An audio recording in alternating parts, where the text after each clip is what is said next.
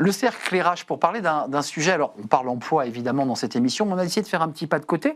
Vous allez voir, on va relier ça au monde de l'entreprise. Être artiste, ça veut dire quoi aujourd'hui, au XXIe siècle? Ça veut dire produire, créer des œuvres, mais ça veut dire aussi essayer de vivre de son art. Et là arrive le modèle économique, la manière de pouvoir construire ce modèle, et puis parfois de faire une école d'art pour ensuite en vivre.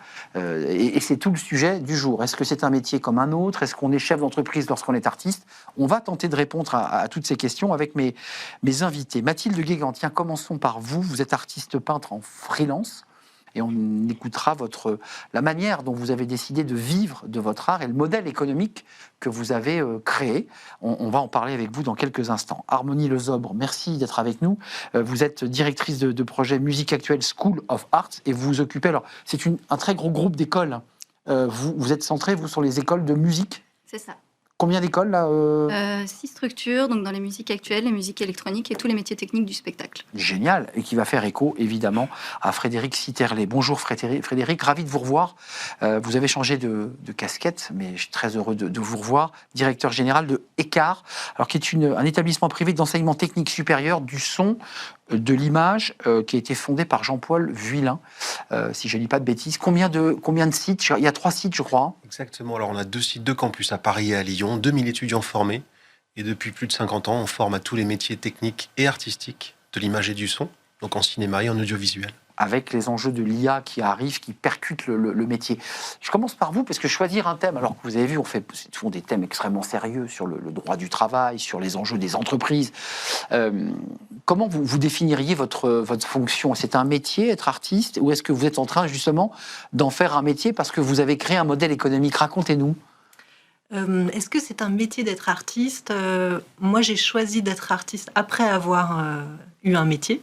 Donc, j'ai travaillé en entreprise pendant longtemps. Vous avez connu le monde de l'entreprise? J'ai connu très bien le monde de l'entreprise. Je l'ai beaucoup aimé. Je suis une grande fan de l'entreprise. J'étais chef de projet, j'étais manager. Et j'ai fait le choix, à 35 ans, de repartir à zéro et de faire une école d'art parce que j'avais envie de répondre à des questions existentielles. Et vous avez résolu, vous avez répondu à ces questions existentielles? Oui, et j'en suis ravie. Et donc là, vous êtes plus artiste, vous avez passé à autre chose alors? En tant qu'artiste, non. Maintenant, j'ai trouvé vraiment la direction dans laquelle j'ai envie d'avancer et dans laquelle j'ai envie de construire, du coup, ma carrière. Un mot sur la manière dont vous en vivez, parce que c'est vrai que c'est compliqué. Parfois, ils ont des agents, parfois, ils ont une vente en direct en galerie, ou du mécénat, les entreprises achètent les œuvres. Comment vous construisez votre modèle économique, vous, qui est un peu particulier? Donc, il y a autant de modèles économiques qu'il y a d'artistes, et d'ailleurs, il y a tellement d'arts différents. Donc là, on a déjà deux exemples différents. Chez nous, donc chez les peintres, chez les plasticiens, le modèle le plus connu, c'est la représentation en galerie et la vente à des collectionneurs, ce qui est finalement, c'est un peu la même chose que pour les écrivains. C'est un très petit nombre d'élus et c'est un système qui fonctionne beaucoup en vase clos et en petit comité. En réseau, pour ne pas dire en réseau. En réseau. Oui. Mais bon, moi, le réseau, c'est pas quelque chose de forcément négatif, c'est quelque chose qui est très positif. Il faut cultiver, ouais. Qu'il faut cultiver, mais par contre, donc on choisit dans quel réseau on a envie d'évoluer. Et moi, j'ai choisi des réseaux très atypiques comme artiste. J'ai beaucoup travaillé pour le sport et je travaille beaucoup pour les entreprises. Voilà, j'ai choisi. Les JO. Alors, j'ai beaucoup travaillé sur les JO pendant 2 ans, entre 2022 et 2024. Maintenant, je travaille sur les mathématiques. Et puis, alors moi, j'ai choisi un modèle économique qui est basé sur les fresques en entreprise. Donc, c'est ça qui me permet aujourd'hui d'avoir... Alors, je veux pas donner de faux espoirs. Je n'ai pas retrouvé mon salaire d'avant, quand je travaillais en entreprise. C'est ça. Mais j'ai de quoi être indépendante et c'est très important pour moi. Mais vous répondez aussi à des questions existentielles, parce que c'était aussi des chemins que vous êtes tracés. Ouais. Parlons des écoles, parce que là, vous formez des étudiants qui vont partir, je ne sais pas, faire des comédies musicales, être des créateurs, enfin, tous les métiers. C'est compliqué, parce qu'eux aussi, là, ils sont dans leur question existentielle d'étudiants. C'est: est-ce que je vais trouver un emploi? Est-ce que je vais finir à Auchan à la caisse parce que je ne trouverai pas de débouché à mon art? Comment vous leur expliquez ça? Comment on prépare ces étudiants? Et je poserai la même question à Frédéric Sitterlé. Alors, moi, je vais vous parler plus précisément donc, des musiciens, des musiciennes. Donc, le groupe School of Arts, en fait, ça représente à la fois des formations de métiers, donc de la musique, de la comédie musicale, du théâtre et des arts visuels. D'accord. Pour ma partie, de la musique, comment on les forme? Mais en fait, il y a toutes les compétences techniques, instrumentales, vocales, Je pose ma etc. question, comment vous les préparez au monde de l'économie? C'est-à-dire qu'il faut créer, mais il faut vivre. Alors, une fois la création, on les prépare à 4 choses. Il y a une grosse modification de la chaîne de valeur dans les musiques actuelles ces dernières années. Et aujourd'hui, en fait, l'entourage professionnel des artistes a complètement externalisé leur fonction première vers les artistes. Ça veut dire qu'en fait, on les forme déjà à s'enregistrer, donc à s'autoproduire. À se produire, oui. On les forme à gérer leur image, leur notoriété, à faire des supports de communication, du marketing, de la communication digitale, Et il y du a réseau 20 ans social. ou 30 ans, on ne le faisait pas. Ça, c'était les maisons de disques Pas qui du le faisaient. C'est ça. On est d'accord. On les forme également à gérer leurs droits, à être en capacité de gérer un contrat, de déposer des droits à la SACEM, etc., de se protéger en fait en tant qu'auteur, en tant que créateur.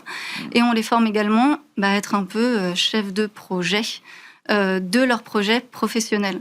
Malgré tout, il faut qu'on le rappelle, en tout cas dans la musique, nous on a une vraie chance qui est le régime spécifique de l'assurance chômage pour les intermittents et les intermittentes du spectacle. Donc l'artiste musicien, il est avant tout salarié. Il y a une dérive vers des compétences entrepreneuriales qui sont nécessaires aujourd'hui puisque... Mais le statut quand même, de l'intermittence garantit ça, enfin, permet ça. Ça permet ça. En fait, aujourd'hui, le musicien, il doit avoir en tête un certain nombre de choses qu'il n'avait pas avant, mais il est au départ salarié. Frédéric Sitterlet, les métiers aussi du cinéma, de l'audiovisuel, puisque c'est de ça dont il est question dans votre école, là aussi vous les préparez à ces sujets, parce que le cinéma c'est pareil, hein, il est percuté, les modèles économiques sont transformés, les plateformes arrivent, on va moins en salle, enfin tous ces sujets-là vous impactent forcément. Mais oui, parce qu'un artiste qui dure, c'est un artiste qui sait entreprendre sa carrière. On n'est plus dans des carrières faites de succession de postes. Avant, on était tout le temps dans la même entreprise, puis il y a eu des successions de postes. Aujourd'hui, on est dans des successions de projets. Et donc, il faut préparer les étudiants, futurs professionnels, c'est le cas de Mathilde, hein, à enchaîner les projets les uns après les autres. Finalement, il n'y a pas de liberté artistique s'il n'y a pas d'autonomie économique. C'est clair. Donc, il faut les former à ça. Et là, c'est tout le rôle de l'école qu'on interroge. Avant, il suffisait, après avoir passé son bac, de faire une école. Et ça suffisait à faire une carrière. Aujourd'hui, le monde change de manière très importante. Et finalement, le rôle de l'école, c'est d'ouvrir sur cet univers professionnel, d'être une zone mixte. On n'est plus en formation initiale. On est déjà dans un campus où les entreprises sont présentes. Chez nous, par exemple, il y a des sociétés de production, de distribution qui font leurs films directement sur le campus avec les étudiants. Le grand film d'animation qui sort au cinéma ce mois-ci, Les Légendaires, c'est un film qui a pour berceau le campus de l'école. Génial. Et donc, ça prépare les étudiants à ces futures carrières faites de projets plus que de postes. J'entends l'intermittence du spectacle, qui est un statut qui existe toujours et qui est un peu notre modèle français. Hein. Il y a eu des manifestations et une exception française. Moins vrai quand même aujourd'hui pour le secteur même si le cinéma et l'intermittence fonctionnent toujours, mais c'est moins vrai. On a de plus en plus d'auto-entrepreneurs, de personnes qui sont un peu slasheurs, qui font plusieurs activités. Ça aussi, c'est vrai, c'est de plus en plus vrai d'ailleurs. On a la chance quand même d'avoir un écosystème qui a longtemps été préservé, une exception française qui en Europe est très favorable. Néanmoins, il faut se préparer à des changements. Alors effectivement, aujourd'hui, un créateur de contenu, c'est quelqu'un qui est très autonome, qui gère son projet artistique, son projet visuel, mais qui est capable de gérer son entreprise aussi. Et on voit comment les youtubeurs, les créateurs développent leurs projets avec une agilité beaucoup plus forte que les entreprises. Chez vous, et peut-être chez Mathilde aussi d'ailleurs, parce qu'il y a aussi des projets de fresques, il y a quand même l'impact du monde du numérique. On parle de l'IA, mais le numérique, d'une manière générale, a impacté ou modifié, transformé les métiers. La numérisation de la musique, on n'achète plus de CD, les enjeux numériques de l'IA. Vous aussi, vous êtes impacté ou touché ou porté par cette poussée du numérique, ou vous dites, moi, dans ce que je crée, je ne suis pas impacté? Alors moi j'ai choisi la peinture, ce qui est encore un bastion un petit peu justement manuel, bien qu'on essaye de faire des robots qui peignent, etc. Et c'est très intéressant à suivre. Moi j'utilise beaucoup l'intelligence artificielle pour m'aider dans toutes mes tâches, pour m'assister en fait dans toutes mes tâches d'entrepreneuse. D'accord. Aide-moi à trouver la bonne TVA, aide-moi, tous ces sujets-là. Enfin... Oui, la communication, rédige-moi. Moi je viens de créer un podcast, donc Comment il s'appelle, qu'on fasse un peu de publicité? De la voix à la peinture. De la voix à la peinture. Donc il m'aide à rédiger mes interviews, etc. Donc je le sollicite beaucoup, et même je commence pour des prestations vraiment clients, des animations artistiques pour des entreprises, à utiliser l'IA. Après, voilà. Après, moi, le cœur de mon métier, c'est d'inventer des choses et ça, d'inventer des concepts. Et ça, je pense pas que pour l'instant, ils puissent complètement me remplacer. Frédéric, parce que l'IA impacte. Ça, c'est formidable, c'est que l'IA permet de diminuer la barrière à l'entrée pour créer des contenus, créer des films, créer de la musique. Donc c'est ce qui permet à de plus en plus de monde de faire des contenus. Et donc libérer... Comme pour les journalistes, aujourd'hui tout le monde est un peu journaliste. Et libérer de certaines contraintes qui avant étaient techniques, qui créaient des barrières à l'entrée, finalement le créateur peut se consacrer de manière longitudinale à plus de choses sur son projet. Ça nécessite qu'il devienne entrepreneur de son propre projet. Vous êtes d'accord avec ce terme-là, entrepreneur, même si le modèle de l'intermittence est une garantie et une sécurité financière. Mais dans l'esprit, est-ce qu'il y a plus ce modèle-là aussi chez vous? Oui, il y a nécessairement une dimension entrepreneuriale dans la gestion d'une carrière artistique. Elle est évidente. Il faut se trouver un entourage professionnel, il faut trouver des dates, il faut se créer une communauté, il faut être sur plusieurs projets en même temps. Être sur un seul projet artistique, ça tient pas la route. Donc il faut être sur plein de projets. Il y a vraiment une dimension entrepreneuriale à la carrière de musicien ou de musicienne. Et la sortie de vos étudiants, et je poserai la même question, ça dit quoi? Parce qu'il y a beaucoup d'étudiants qui rentrent, qui vont se former à la musique, à la danse, à plein de choses. Combien accèdent ensuite au métier? Et c'est vrai aussi pour les écoles de journalisme, je le précise, avec un effet un peu comme ça, entonnoir. Chez nous, sur nos promos, on est aux alentours de 80% de taux d'insertion. Dans le secteur, donc du spectacle. Dans le secteur des musiques actuelles ou des musiques électroniques, ce qui est plutôt une bonne chose. Ah ouais. En revanche, la réalité d'une carrière artistique au départ dans les musiques actuelles, c'est un cumul de plusieurs activités. On n'est pas seulement interprète. On est interprète, on fait également... On fait de l'arrangement. On fait de l'arrangement. On fait aussi de la formation, de l'enseignement, de la médiation. On fait plusieurs choses. Et en fait, plus on avance dans sa carrière professionnelle, plus en fait on réduit son nombre d'activités professionnelles. On affine en fait et on se spécialise dans un secteur. Pareil pour vous ou pas? Parce qu'on voit que la peinture, juste une question qui me brûle les lèvres, quand vous êtes avec des entreprises, vous accompagnez une institution sportive, est-ce que c'est aussi une manière de pouvoir un peu comme ça faire l'écureuil, de garder quelques noisettes pour pouvoir créer ensuite plus librement vos créations artistiques, comme peuvent le faire d'ailleurs des cinéastes qui vont produire des publicités et puis qui à côté vont pouvoir produire ensuite l'œuvre qu'ils rêvent de faire? Est-ce que c'est la même chose pour vous? C'est complètement ça. Donc moi j'ai choisi d'être vraiment auteur, on va dire. Mon statut c'est artiste-auteur. Donc j'ai choisi de porter tous les projets que je fais, même les projets alimentaires, sous ma casquette. J'ai pas osé le dire. Sous ma casquette d'artiste. C'est ça. Donc il y a une partie de mon travail qui a une visée commerciale, artiste commercial, mais ça c'est fait pour soutenir ma pratique. C'est complètement assumé. C'est intéressant. Et du coup je porte les mêmes valeurs. Par contre ça c'est hyper important dans mes projets parfois commerciaux. Parfois alimentaire, on ne s'en vante pas. Vous voyez, on dit j'ai fait ça, mais c'était vraiment pour. Alors que vous c'est assumé. C'est assumé. Les deux se répondent. Et les deux fonctionnent ensemble. Pareil pour vous la sortie d'école, parce que l'audiovisuel c'est des métiers qui font rêver. Les jeunes veulent faire du cinéma, veulent faire de l'animation. Là aussi, vous en sortez combien et combien arrivent à entrer dans le métier? On est dans des métiers où on existe par ce que l'on fait.